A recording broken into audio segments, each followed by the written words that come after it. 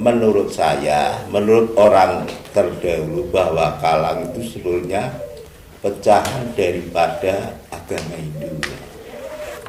Buktinya gini, pada saat kita menghormati saudara atau keluarga ayah ibu itu meninggal, itu ada adat yang sudah dijelaskan oleh Mbah Dukun Sontengnya mungkin. Yang dibakar adalah pakaian dan harta benda lah yang dibakar.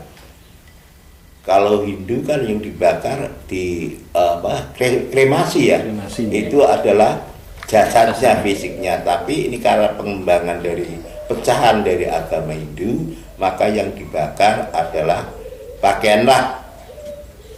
Dan itu pada saat 7 hari meninggalnya, dan kemudian setahun kemudian itu ada istilah sedekah. Sedekah itu kalau bahasa Islam yang koli genap setahun meninggalnya seseorang. Nah di situ dibuatkan mantenan semacam simbolis dari yang meninggal, kemudian diberi pakaian seperti orang yang masih hidup, kemudian juga dibakar. Nah sesaji di situ itu bisa, yang wajib adalah hewan itik, bebek. Itu tujuannya untuk mengangkat arwah ke nirwana, surga lah, surga. Kemudian kalau lebih materinya lebih mampu, itu kadang-kadang ya kerbau itu dibelah, itu tujuannya juga untuk dinaiki oleh arwah yang meninggal menuju ke nirwana tadi. Lah terkait dengan itu, menurut saya itu betul bahwa Kalang itu adalah pecahan dari Hindu. Sebab di dalam Hindu itu ada Garudia, ada Kebuha Andini, itu ada kenaikan para raja pada saat itu zaman Hindu. Lah karena ini perkembangan zaman itu terpengaruh dengan agama Islam, maka biarpun toh kita masih melaksanakan adat, tapi dicampur dengan paham Islam. Misalkan setelah meninggal ada tahlilan, ada walimahan atau apa, itu banyak, itu tidak ada masalah bagi orang masyarakat Kalang.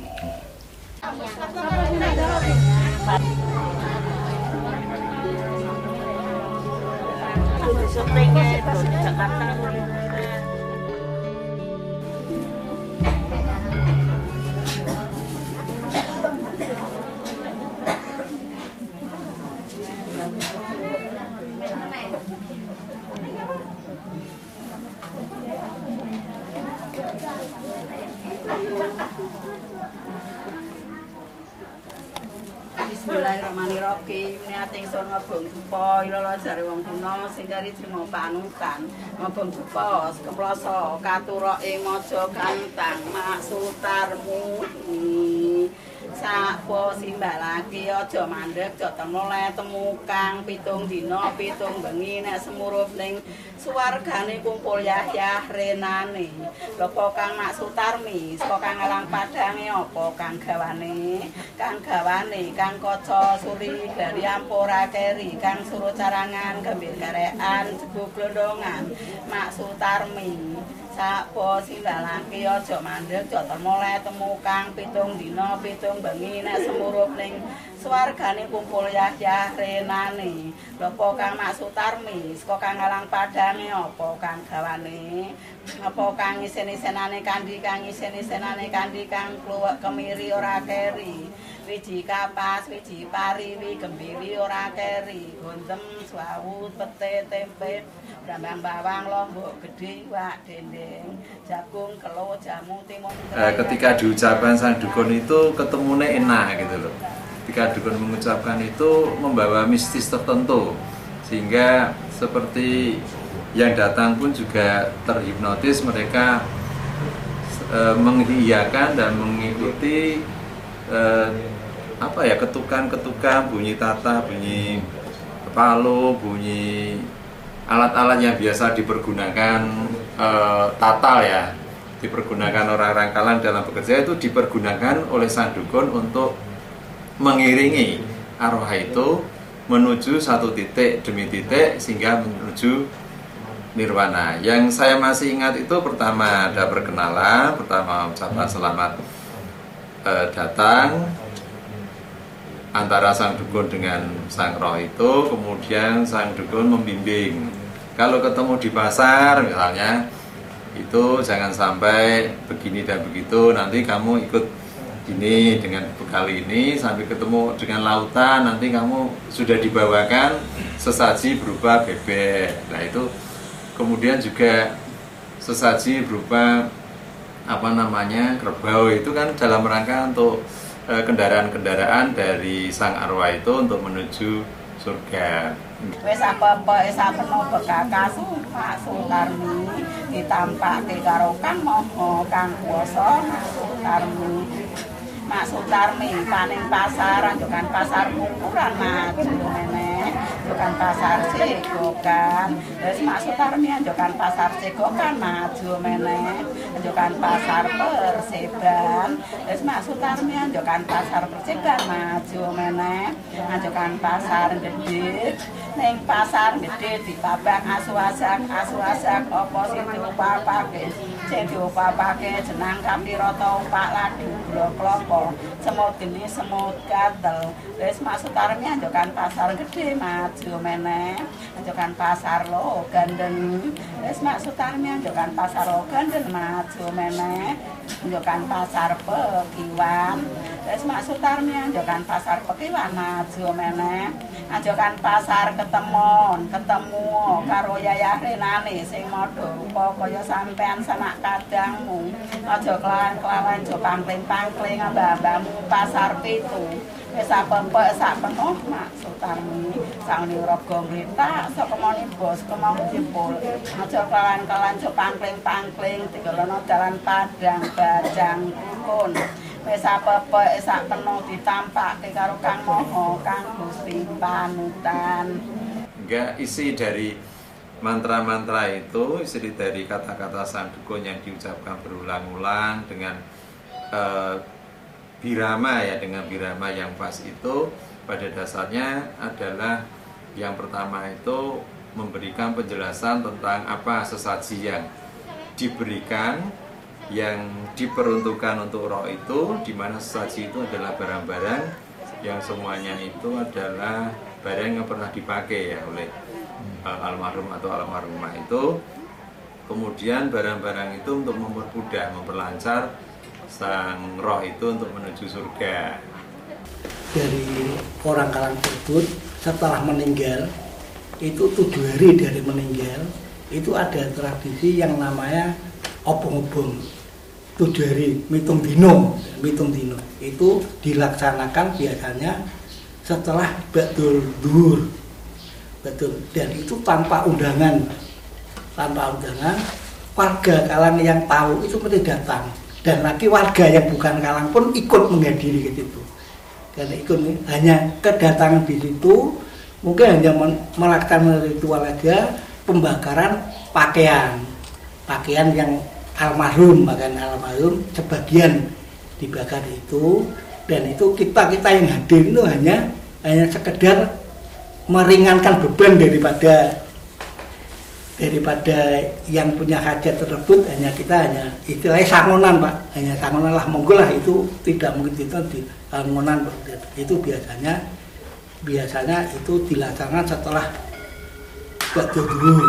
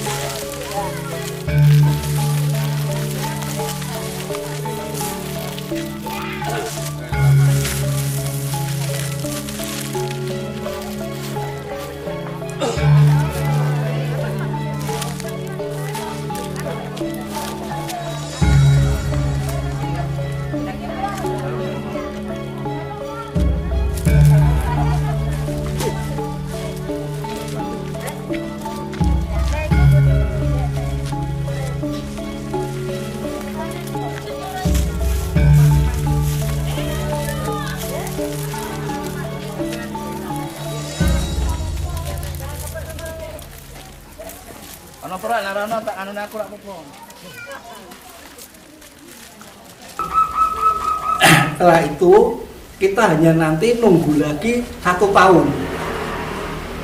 Nah, kegiatan itu hubungannya 7 hari sama 1 tahun. 1 tahun itu ini 1 tahun ini yang paling yang paling terakhir. Yang terakhir tadi apa yang sudah dijelaskan oleh Pak Guru Supari itu harus wajib menyembelih itik tersebut. Wajib menyembelih itik tersebut, di samping kita harus buat kamaran rumah dari daun rumbia, terus membuat rumah-rumahan dari bambu dan alang-alang, daun alang-alang. Saya adalah seorang warga Kalang. Kenapa saya kok Kalang? Karena keempat mbah saya itu Kalang. Bapak ibu dari ibu saya itu Kalang, dan bapak ibu dari bapak saya juga Kalang. Dan bapak saya sama ibu saya juga masih melestarikan adat Kalang. Sampai saat ini bapak ibu masih melakukan ritus Kalang Obong. Setiap malam Jumat juga masih memberikan sesaji kepada sesepuh yang sudah meninggal berupa wedang kopi, suruh gambir, rokok, jajanan pasar, itu masih dilakukan. Sebagai warga Kalang, kami insya Allah akan selalu melestarikan budaya Kalang sampai pada batas kemampuan kami. Jadi apapun caranya, apapun resikonya, kami akan selalu melestarikan tradisi tersebut. Karena kami sudah yakin bahwa orang Kalang tersebut adalah suatu warga yang istimewa. Istimewa dalam perilaku, istimewa dalam kemampuan, dalam sikap, maupun dalam toleransi beragama. Masyarakat suku Kalang adalah suatu entitas masyarakat adat yang ada di Kabupaten Kendal yang sudah ada sejak zaman dulu kala. Tradisi suku Kalang telah memperoleh penghargaan warisan budaya tak benda dari Kemendikbud tahun 2018. Tradisi suku Kalang masih sering dilaksanakan di Kabupaten Kendal. Di beberapa daerah masyarakatnya terus memelihara dan melestarikan budaya ini. Pemerintah daerah berharap agar tradisi ini dapat dilindungi dan dilestarikan melalui berbagai acara kegiatan dari pemerintah Kabupaten Kendal selalu menganggarkan dan memfasilitasi kegiatan Kalang Obong sebagai bentuk pelindungan, pelestarian, dan pemanfaatan sebagai salah satu objek kemajuan kebudayaan. Berdasarkan Undang-Undang Nomor 5 Tahun 2017 tentang Kemajuan Kebudayaan, tradisi Kalang Obong dapat dimasukkan sebagai salah satu ritus atau tradisi masyarakat yang wajib dilindungi. Pemerintah daerah Kabupaten Kendal berharap agar tradisi ini dapat selalu dilestarikan dan selalu terlindungi.